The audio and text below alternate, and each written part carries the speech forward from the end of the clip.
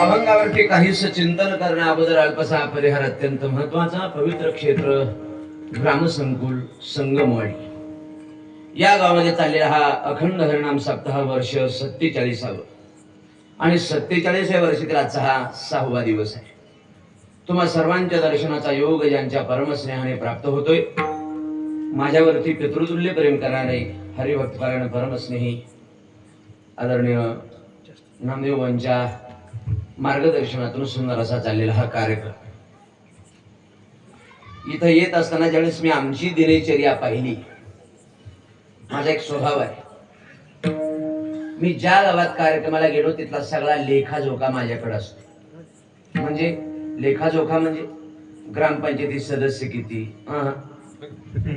सरपंच कुठला आहे, काय संबंध नाही। लेखाजोखा म्हणजे मी या गावात किती वर्षापासून कार्यक्रमाला जातोय त्याचा।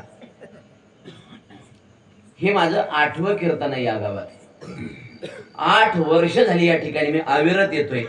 मी येत नाही तर तुमचं प्रेम आहे म्हणून मी येतोय, आणि तुमच्या प्रेमात तो आजचा हा सेवेचा योग आहे। महाराष्ट्रातील आपण सर्व विद्वत रत्नांची, प्रचुर विद्वानांची कीर्तन आपण श्रवण करणारा हा संपूर्ण परिसर आहे।